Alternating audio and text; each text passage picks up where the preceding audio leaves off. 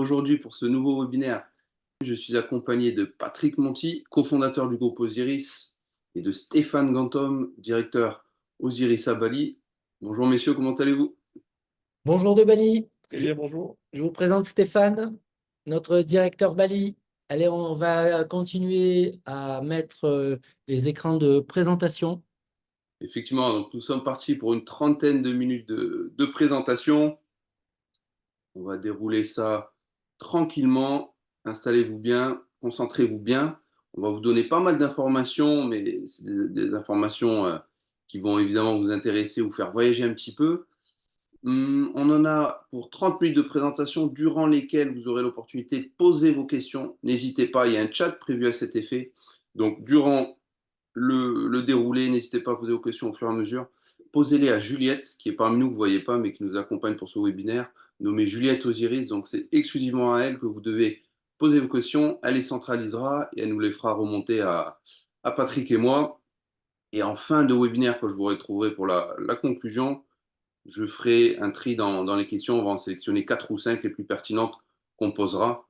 Et voilà, ça permettra à tout le monde de profiter des réponses de Patrick et Stéphane qui sont à Bali. Donc, le groupe Osiris, certains d'entre nous vous connaissent. Pour ceux qui ne nous connaîtraient pas, on a une expérience et une antériorité avérée, un savoir-faire qui date de 1986, vous le voyez, fondé il y a plus de 35 ans à Toulouse. Vous voyez en fond d'écran où je me trouve donc actuellement au siège de la société. Promotion, commercialisation, gestion, location, syndic, c'est l'ensemble des métiers de l'immobilier que l'on maîtrise, très principalement sur le grand sud-ouest de la France.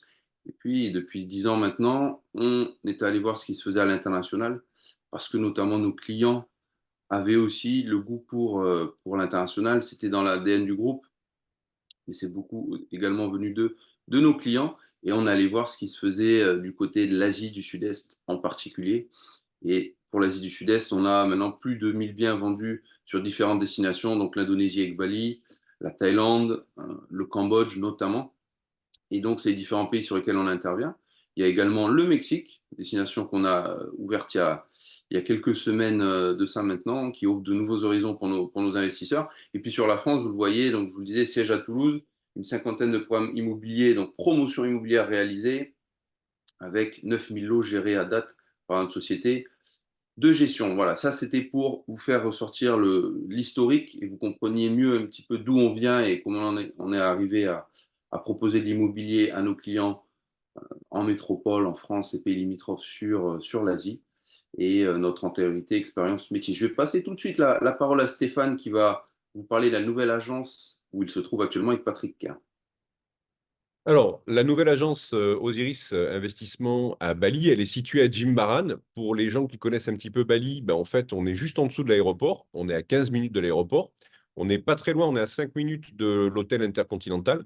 Et on est bien positionné, en fait, pour pouvoir rayonner et vous proposer des biens aussi bien à Seminyak, à Canggu, à Ubud et sur le sud de l'île, à Bukit, et on en parlera un peu plus tard. Donc, Alors, notre politique, notre organisation, c'est de faire un mandat. La question, c'est pourquoi un mandat de recherche? Pourquoi nous mandater? Parce que nous voulons mettre le client au centre de nos préoccupations. Donc, vous, pour ce faire, nous nous sommes organisés pour avoir un accès à tous les biens qui sont sur le marché immobilier de Bali. Et nous avons signé des accords avec les principales agences immobilières. Donc, en passant par nous, vous avez accès donc à toute l'offre immobilière de Bali. Vous serez suivi par Stéphane, donc, qui est le directeur d'Osiris et qui a une expérience de 14 ans et qui pourra, au cas par cas, faire des prospections personnalisées en fonction de vos critères et de vos objectifs. Et bien sûr, il vous aidera dans l'aspect négociation, car bien évidemment, vous l'avez entendu, il parle français, mais il parle aussi indonésien, donc il fait interface et avec le monde de l'immobilier à Bali avec ses pratiques juridiques, les démarches administratives qu'il comprend, qu'il lit dans le texte, et avec sa culture française sur laquelle vous serez sur la même longueur d'onde que lui. Donc, ça, c'était notre approche sur la manière dont nous voulons être les agents de l'acheteur, parce que généralement, les gens qui vous proposent des produits sont les agents du vendeur. Et donc, maintenant, pourquoi nous avons choisi Bali? Parce que c'est un spot mondial qui a une réputation internationale. Il y a des tas de gens qui parlent de Bali sans y avoir mis les pieds, c'est très connu, ça on le sait. Bali en Indonésie, c'est un développement économique fort parce que c'est une des zones, si ce n'est la zone la plus développée. C'est une sorte de petit Monaco, c'est en Indonésie, mais c'est quand même à part. Il y a des infrastructures qui se sont développées, qui se développent, entre autres à Bali principalement. Il y a eu de nouveaux hôpitaux depuis une dizaine d'années. Il y a eu d'énormes progrès à ce niveau-là, de nouvelles liaisons aériennes. Et c'est un marché, surtout un marché immobilier très dynamique, qui est orienté vers les étrangers, pas que. Stéphane vous en parlera. Et il y a donc de bonnes opportunités de rendement, avec des rendements locatifs élevés. L'immobilier à Bali, et le tourisme, puisque c'est l'objet de notre webinaire, c'est des produits immobiliers basés sur le tourisme. C'est, selon l'Organisation mondiale du tourisme en 2023, la troisième destination la plus populaire. Je vous le disais, c'est, vous le savez, une destination de réputation mondiale. Il y a à noter depuis quelques années une partie du marché qui est réservée aux Indonésiens, c'est-à-dire que la classe riche de l'Indonésie, une petite classe mais très riche qui aussi est attirée par Bali et qui se font construire des biens immobiliers ou qui vont occuper les hôtels qui viennent de Jakarta. Euh, j'ai pu le constater depuis que je suis arrivé donc, le week-end dernier sur Bali et j'étais là au mois de juin avec Stéphane. Il m'a amené dans différentes zones où j'ai été surpris de voir de tas de nouvelles constructions, beaucoup de maisons et même ce qui est nouveau sur Bali. Maintenant, il y a des petits condominiums, comme on dit en Asie, donc des petits immeubles, ce qui n'existait pas avant le Covid. Et la période Covid est bien finie sur Bali, de par, comme on l'a vu, une fréquentation forte en 2023, et ce qui nous a amené à nous réorganiser, à réouvrir de nouveaux bureaux sur Bali pour satisfaire la demande de nos clients. Donc, de nouvelles zones se profilent. Il y en a une qui est déjà bien profilée à l'ouest, c'est l'ouest de Canggu. Et puis, il y en a une qui est en train de monter, qui est pas loin de nos bureaux, le Bukit, qui offre des caractéristiques fort intéressantes dont Stéphane va vous parler.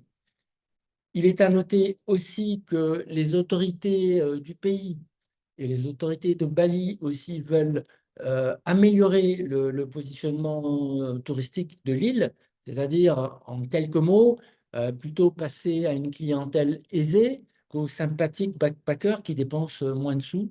Et donc, on va vers des gens qui ont plus de moyens, qui dépensent plus et qui occupent des biens immobiliers qui se louent plus cher. Je vais passer maintenant la parole à Stéphane qui va rentrer dans le vif du sujet du webinaire. Alors oui, donc vivre et investir à Bali, on va rentrer là-dessus. On a 3 meilleurs secteurs en fait pour acheter à Bali. C'est une question qui revient régulièrement des investisseurs sur Bali. Ils me demandent toujours quelles sont les meilleures zones en fait pour investir. Alors la première zone qui tombe sous le sens, c'est Seminyak. Après, on a Ubud et enfin, on a Bukit Uluwatu. Alors, quand je dis Seminyak, je parle aussi, j'inclus Canggu, puisque Seminyak, c'est le prolongement de Canggu. Canggu, c'est le prolongement de Seminyak. Et Sémignac étant l'historique, la zone historique, la première qui Qui a s'est été développée. voilà, Voilà. la plus connue, mais les deux autres zones ont un intérêt certain. Alors, on va rentrer dans le détail, effectivement. Donc, le secteur Seminyak-Canggu, c'est le secteur qui est le plus populaire de l'île. Donc, Seminyak est à 10 km de l'aéroport. Ce n'est pas la même chose pour Canggu, puisque là, ça commence à être un peu plus loin. Le secteur le plus touristique de l'île, on a un taux d'occupation à Seminyak qui est de l'ordre de 85%. On a la partie en termes d'infrastructure qui est la plus développée parce que c'est la plus ancienne en termes historiquement. Les prix de l'immobilier sont parmi les plus chers de l'île. Là, c'est là où le prix du terrain est le plus cher. un fort potentiel locatif, puisque historiquement, comme je vous l'ai indiqué tout à l'heure, c'est Kuta, les Guyanes, Sémignac. En fait, le premier développement, c'était Kuta. Après, on est parti sur les Guyanes, on est parti sur Sémignac. Et après, c'est Canggu qui a pris le dessus aujourd'hui. Les restaurants et les beach clubs les plus connus de l'île, donc on n'en fait plus la publicité. Coup d'État, Potato Head, Fins Beach, Café Del Mar, c'est l'endroit où sont situés tous ces clubs-là. C'est l'endroit où tu vas tous les dimanches. Non, moi pas personnellement, mais on aura l'occasion d'en parler après de manière privée avec les gens quand ils veulent, quand ils me demandent des questions sur Bali. Donc là, on a quelques exemples de villas sur Sémignac et donc c'est plutôt des villas qui sont sur des petites surfaces de terrain parce que c'est une zone qui est très dense en termes d'immobilier, qui est très active et bon, on est plutôt entre quatre murs avec une piscine. Donc c'est ce que vous voyez un petit peu sur les photos. La zone suivante qui est Ubud, qui a connu aussi un développement. C'était pas facile il y a quelques années au départ sur Ubud de faire du développement immobilier, mais maintenant, ça y est, c'est parti. C'est un endroit privilégié pour les amoureux de la nature et du yoga. C'est vraiment le centre culturel de l'île qui attire plutôt des amoureux d'art et de méditation. L'avantage d'Ubud, c'est qu'on va retrouver des villas qui ont des vues sur rizière ou des vues sur jungle. Donc, on a déjà des vues qui sont différentes de Sémignac. On a des villas qui sont un peu plus ouvertes. Un emplacement qui est idéal pour vivre ou investir, puisqu'on peut très bien vivre à l'année à Ubud ou tout simplement faire du revenu locatif. Il y a moins d'offres hôtelières que sur les côtes. Donc forcément, bah, c'est un intérêt d'avoir des villas sur Ubud, on a un taux d'occupation qui est en moyenne de 80% en 2023 et un cadre de vie effectivement idéal pour une occupation tout ou partie de l'année. On a quelques exemples de villas sur Ubud sur le slide suivant, donc avec des rizières, des vues un peu plus ouvertes, donc on est moins entre quatre murs, on va dire. Et on va parler maintenant du Bukit, où là on est sur le sud, on le voit sur la carte qui est présentée, on est sur le sud de l'île. Donc on a tous les avantages d'être à 10-15 minutes de l'aéroport, puisque Ubud, si on compare par rapport au Bukit, bah, Ubud on est plutôt à 1 heure, 1 h 30 de l'aéroport. Là on retrouve des avantages qu'on avait sur Sémignac, c'est-à-dire 10-15 minutes de l'aéroport. La péninsule du Bukit, alors elle est divisée en plusieurs zones, hein. On a Jimbaran, là on a notre bureau, Uluwatu, Ungasan et Nusa Dua. Donc, il y a aussi beaucoup de beach clubs qui se sont développés, notamment Savaya, qui était l'ancien Omnia, et d'autres clubs comme El Cabron, etc., donc qui sont très connus. Des eaux turquoises, l'endroit favori maintenant pour les couchers de soleil. Et on a aussi 3 cours de golf. Ça, c'est important pour comprendre le nouveau positionnement du Bukit, puisqu'on a une clientèle qui est un peu plus aisée et qui, elle, est à la recherche de la pratique du golf, par exemple. Donc, le fait qu'on ait 3 cours de golf sur le Bukit, c'est quelque chose qui est intéressant. C'est pour ça qu'on appelle ça un petit peu la nouvelle Riviera de Bali. Ouais, je rajouterais que c'est là où personnellement je trouve qu'il y a les plus belles plages, mais je ne suis pas le seul à le dire. Et effectivement, j'ai constaté que les constructions et l'environnement étaient réservés à des, comme on le disait, à des CSP++. Investir ou vivre dans le Bukit, dans les villas de luxe qui sont sur le Bukit, ben, on a un climat qui est plus ensoleillé, puisqu'on a un ensoleillement plus important que sur le centre de l'île.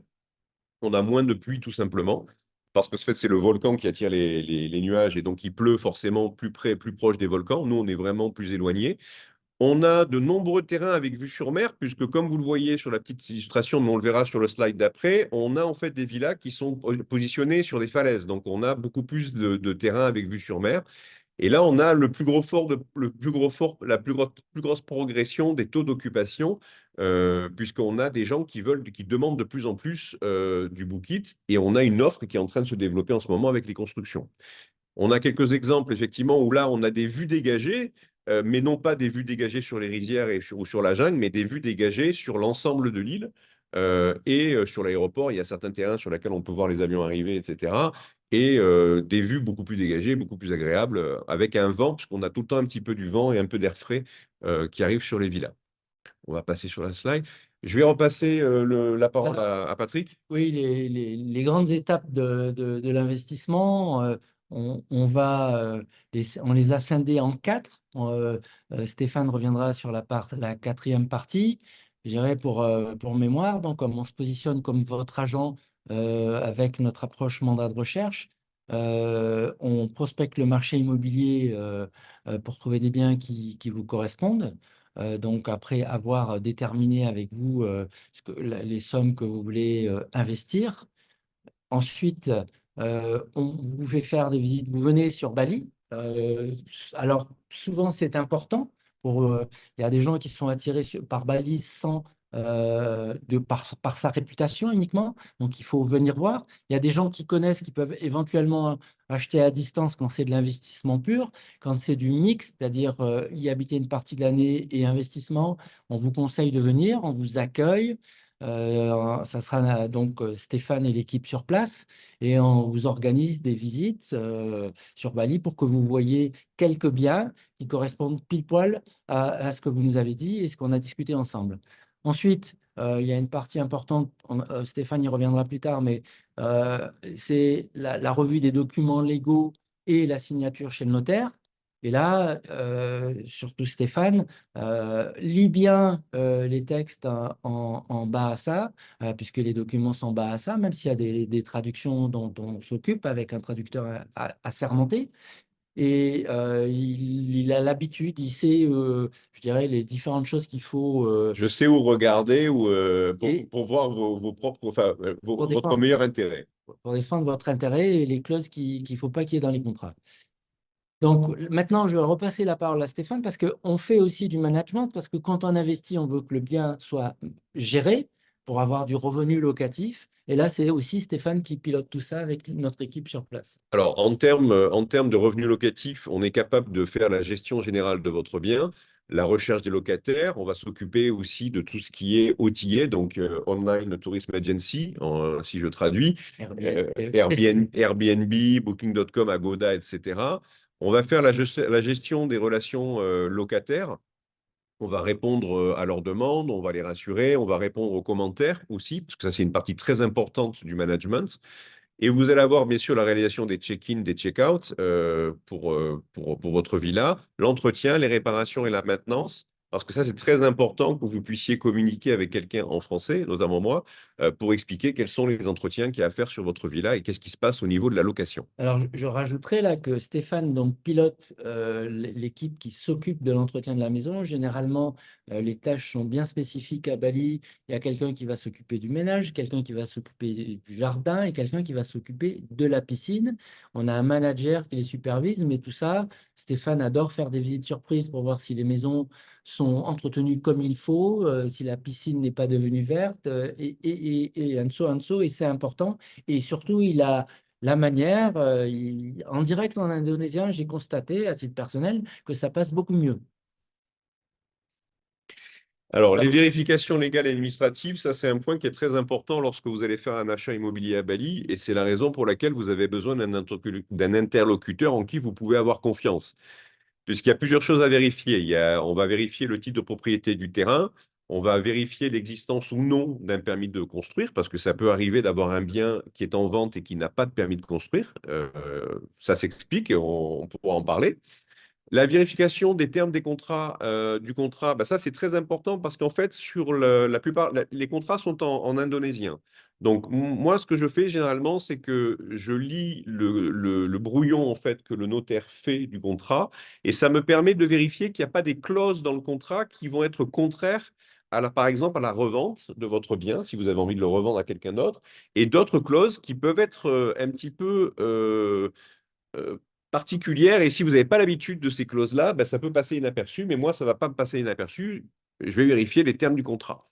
Là, je l'ai lu, hein, demander la modification de la clause. voilà, parce qu'en fait, j'interagis avec les notaires où je leur dis, bah, par exemple, je ne suis pas d'accord avec cette clause et je voudrais la modifier en ces termes.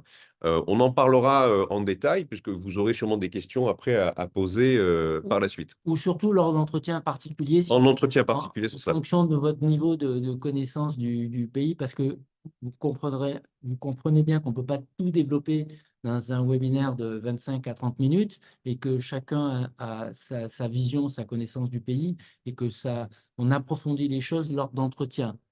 On s'occupera aussi du paiement des taxes par le propriétaire du terrain, donc on va faire la vérification. On s'occupera aussi, bien sûr, en cas de management, du paiement de vos taxes. Et ça aussi, c'est un sujet qu'on pourra aborder en entretien individuel, parce que là, nous, on est très précis là-dessus. De manière à ce que vous restiez dans la légalité. Voilà, il faut rester dans la Par légalité. une norme, il faut les préciser. Voilà. On fera donc bien sûr la prise de rendez-vous avec l'étude notariale, l'accompagnement pour la signature et la traduction en français du projet d'acte par un traducteur assermenté pour que vous puissiez comprendre ce que vous signez. Donc, par contre, là, on va repasser donc la main à Raphaël. Raphaël. Oui, merci messieurs. Alors là, effectivement, on arrive à une étape et un moment clé et essentiel de la présentation. En petit résumé, là, vous avez eu les grandes lignes de ce qui existe en termes de zones géographiques, de possibilités d'investissement et de la manière dont on est structuré entre la France et Bali. Là, voilà, le rendez-vous personnalisé, vraiment, c'est le passage à l'action pour vous. Je dirais que c'est la manière de concrétiser ce que vous avez en tête en termes de projet et ou en termes d'acquisition. Donc, vous êtes chacun à des stades plus ou moins avancés dans votre réflexion, il est clair. Ça, on en a l'habitude. Donc, clairement, en fonction de votre stade d'avancement, est-ce que vous êtes au tout début de vos recherches ou est-ce qu'au contraire, vous dites, moi, je sais que j'ai 350 000 euros disponibles et que je serai à Bali début février. En fonction de ça, vous serez aiguillé vers soit moi, soit Patrick, soit Stéphane. Stéphane étant à Bali en permanence, Patrick étant souvent entre la France et Bali, et moi régulièrement sur le territoire français. Donc en fonction de ça, comprenez bien qu'on a un rendez-vous qui est totalement calibré à votre démarche et à votre stade d'avancement, je dirais, dans l'acquisition. Prenez vos téléphones, scannez ce QR code. On vous repassera le lien par mail, n'ayez crainte pour ceux qui sont déjà sur leur smartphone. Voilà, ça vous permet de prendre rendez-vous directement dans un agenda, c'est calé sur le créneau horaire France, heure de Paris. Et voilà, suite à quoi, en fonction de ce que vous nous direz dans votre demande de rendez-vous ou du premier échange que j'aurai avec vous, vous serez aiguillé. Soit on en parlera ensemble plus en détail pour étayer ce que vous souhaitez faire, soit je vous mettrai en lien avec Patrick ou Stéphane. Les questions. J'en ai déjà vu quelques-unes arriver. Juliette m'en a envoyé une ou deux. La première que j'ai là, je vais vous la poser tout de suite, messieurs, et puis vous répondez l'un ou l'autre. C'est Annick qui participe là, qui me demande, là c'est assez concret, quel est le budget minimum pour investir à Bali? Alors, le budget minimum pour investir à Bali aujourd'hui, puisqu'on a les prix qui ont augmenté au retour au Covid, on va dire, on est aujourd'hui avec un prix minimum aux alentours de 150 000 euros, pour être assez précis.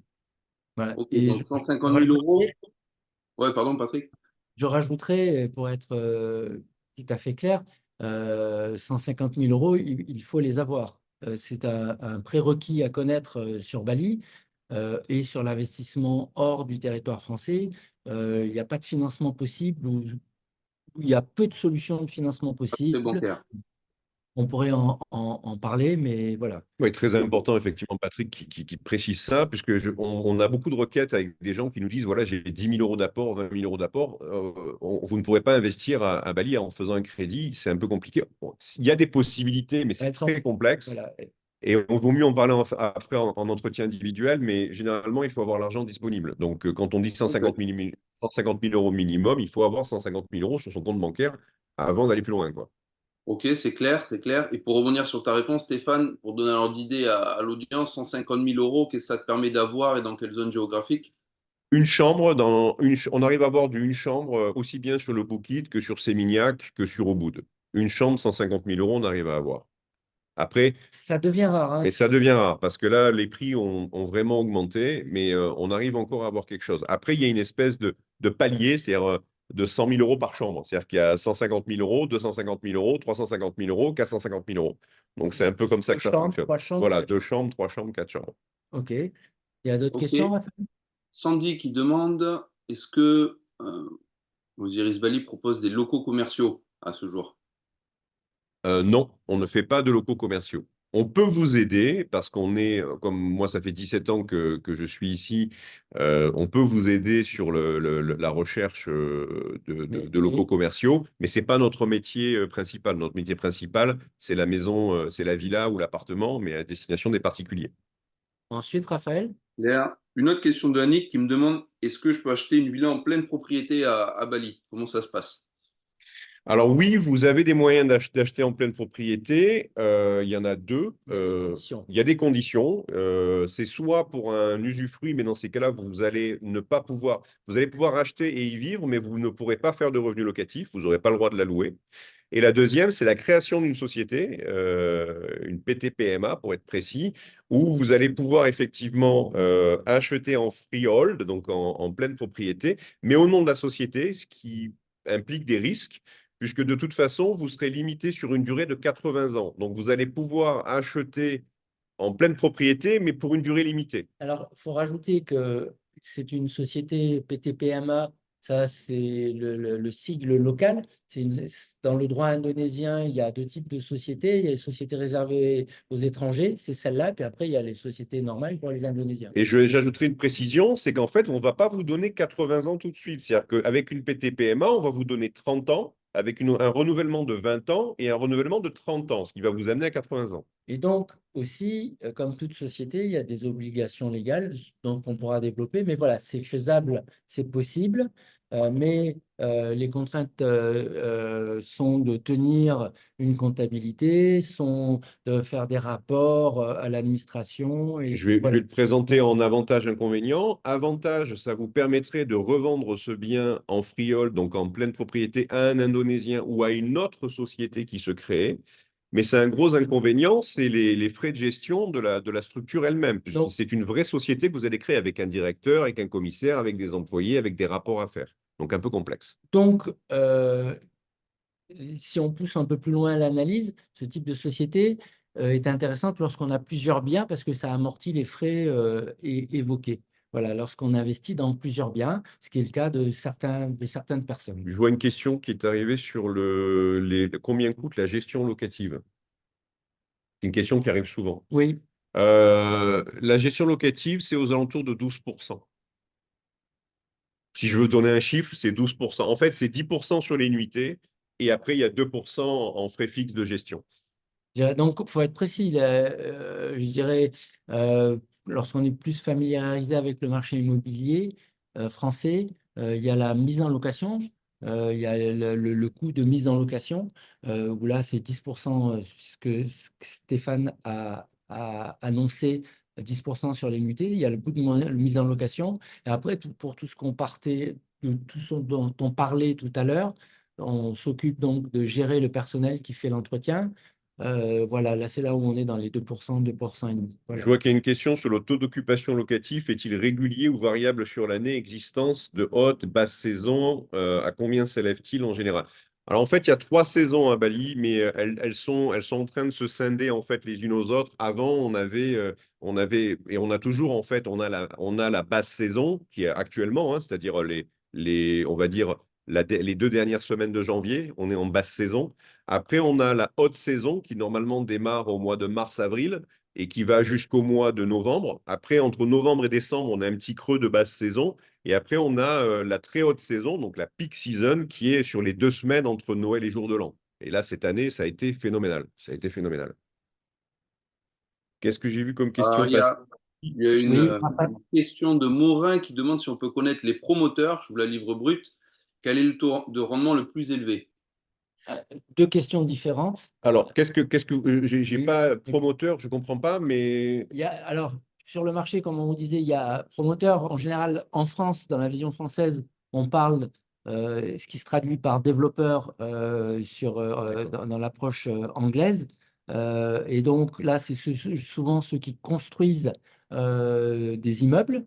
Alors, il y a depuis peu des immeubles, vraiment depuis peu, des immeubles sur Bali qui se construisent.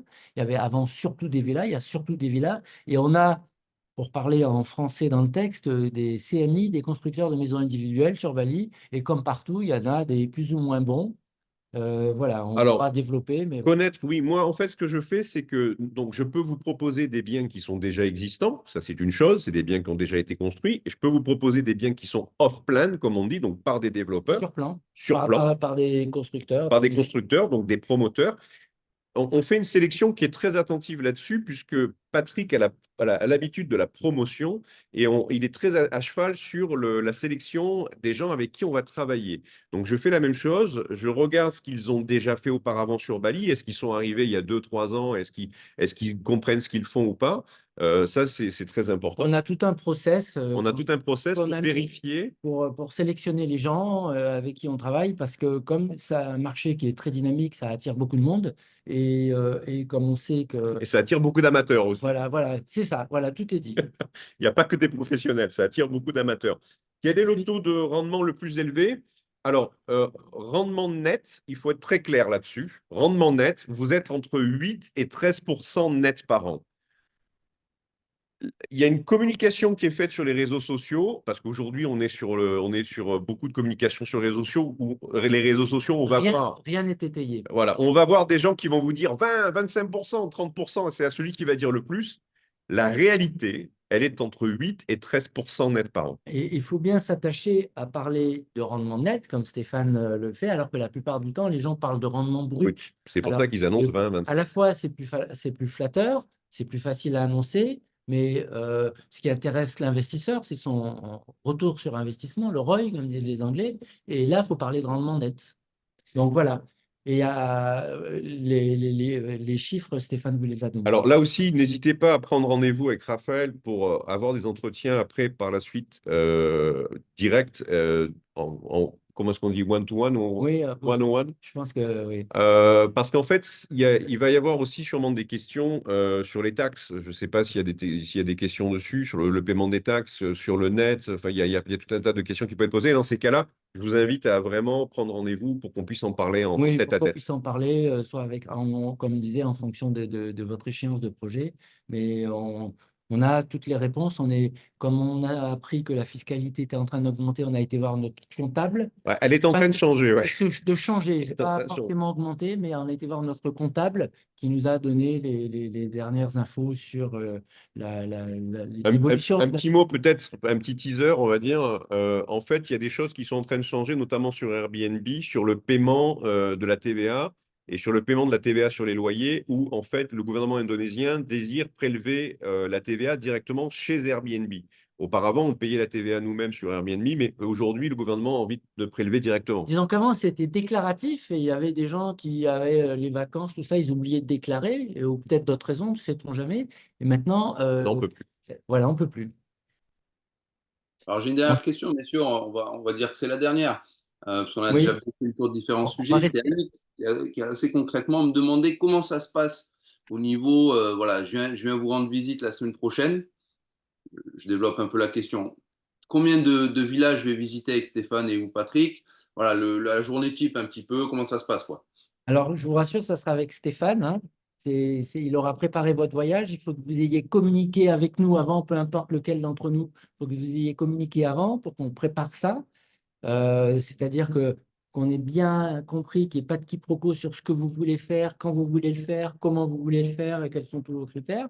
Et Stéphane, fort de ces informations, pourra donc préparer en sélectionnant des biens, et il va vous amener voir quelques biens, peut-être pas 20, pas 10, mais en voir 4, 5, peut-être un ou deux de plus. Non, parce que c'est la partie qui est la plus difficile à Bali. On l'a encore vécu il y a 2 jours avec un client qui était sur place sur Bali et qui est encore là, puisqu'on est on est en train d'essayer de finaliser sa recherche et de transformer sa recherche. Donc en fait, il y a un premier contact qui va se faire. Je vais vous faire en fait une première sélection. On fait toujours un premier entretien par WhatsApp ou Telegram ou vidéo ou Zoom où en fait on va déterminer quels sont en fait vos critères. Qu'est-ce que vous voulez faire? Est-ce que vous voulez faire du résidentiel? Est-ce que vous voulez faire du revenu locatif? Un peu des deux. Ça, c'est la première définition. Après, on va faire une sélection, donc 2 chambres, 3 chambres, 4 chambres. On va faire une sélection de biens. Je vais vous envoyer, moi, des biens pour voir votre réaction. Donc, on va avoir un ressenti. Mais par contre, les visites, c'est ce qui prend le plus de temps. Et donc, on va essayer de ne pas perdre de temps sur des biens qui ne vous correspondent pas. D'où l'importance de la recherche. Parce que la plupart des agents immobiliers indonésiens ou présents à Bali, eux, ils vont vous faire visiter 20, 30, 40 biens. Et ce n'est pas ça qu'il faut faire, en fait. Vous n'avez pas le temps de visiter 20, 30, 40 biens. On peut visiter, par exemple, par jour, on peut visiter entre 5 et 6 biens. Donc, si vous devez en visiter 50, ça va vous prendre 6 jours ou 7 jours de visite complète, c'est pas possible. Alors, petite précision, donc, il y a beaucoup d'agents immobiliers en Indonésie, indonésiens, qui parlent anglais, qui sont des gens très sympathiques, comme le sont les Balinais, c'est évident, qui vont vouloir, pour eux, vous faire plaisir et répondre à votre demande, c'est vous montrer le maximum de bien.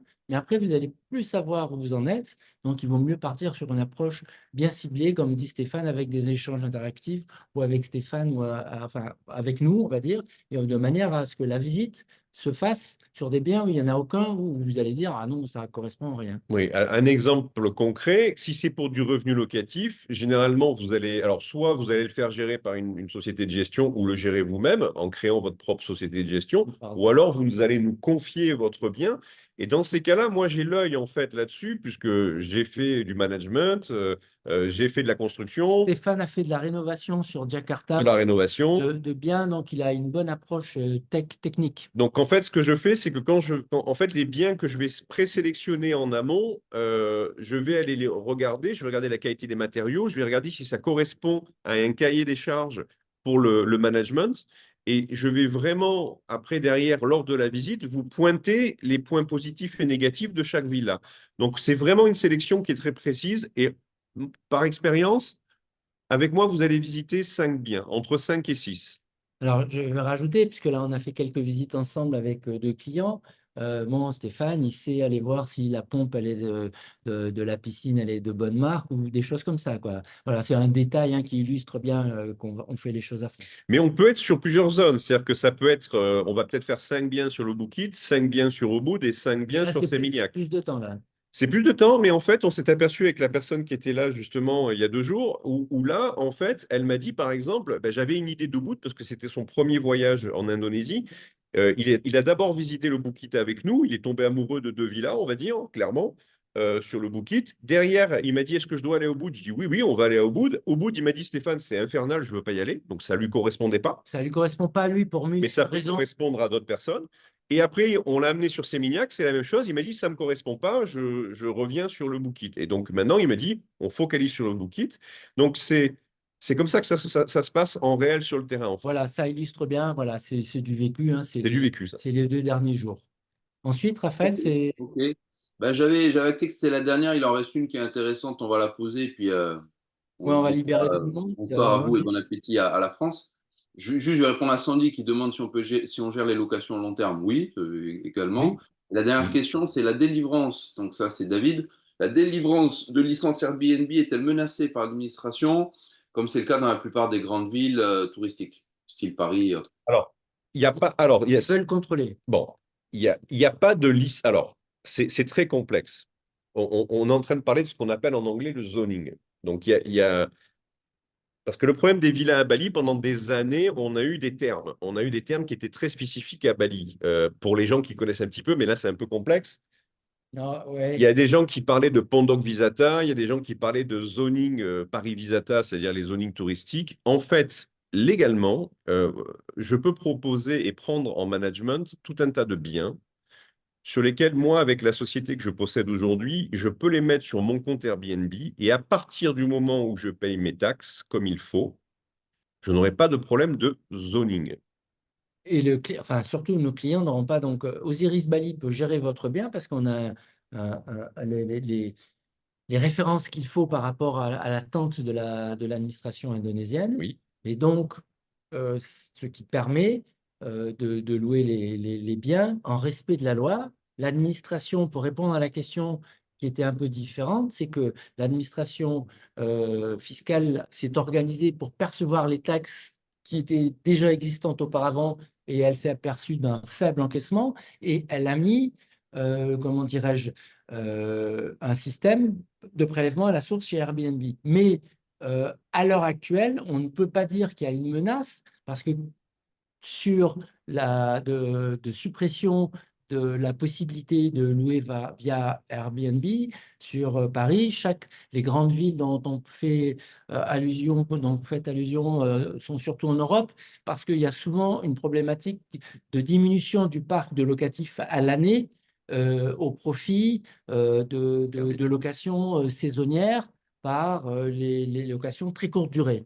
Donc là, on n'est pas du tout sur ce problème-là. Sur Bali, le PIB de Bali, si on pourrait dire, c'est pas une bonne manière de le dire, mais c'est basé sur la venue de touristes. Voilà. Donc, Le problème de Bali, en fait, c'était qu'il y avait énormément de villas qui étaient louées sans aucune autorisation et ils ne pouvaient pas prélever les taxes dessus. Donc, ils sont plus sur une optique de on veut prélever sur tout ce qui est présent sur Airbnb. Donc, on va récupérer la TVA sur tous les Airbnb de manière automatique. Par contre, les taxes sur les nuitées sont toujours payables en manuel.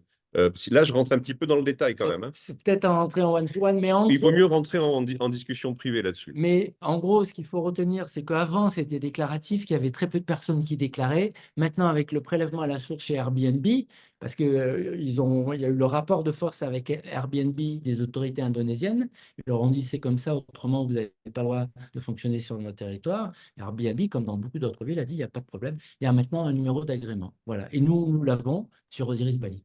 Voilà. Voilà, c'est bien dit. Ok, Il y a d'autres choses que tu peux Je pense qu'on voir. a fait le tour là. on fait le tour. Oui, je pense que c'est bien là, on a bien étayé les choses. Vous voulez rajouter Donc, un mot? euh, oui, Bah, un mot, ouais, donc le bureau, il est là pour vous accueillir, il est très agréable, on a toute l'équipe qui est présente pour vous. Bon là, pour nous, il est tard, hein, il est 20 heures, donc on a les employés qui, eux, sont déjà partis, ils sont rentrés chez eux. sont rentrés chez eux, Se reposer. mais on a les gens qu'il faut effectivement pour vous accueillir et on a toute l'expérience pour trouver le bien qui vous correspond. Donc n'hésitez pas à prendre rendez-vous et on fera des rendez-vous en tête à tête. Ben, je crois que c'est le mot de la fin. Voilà, on se rendra disponible et pour vous communiquer des informations et voire même préparer votre venue sur Bali. À bientôt. À Merci. bientôt. Bonne soirée, bonne journée.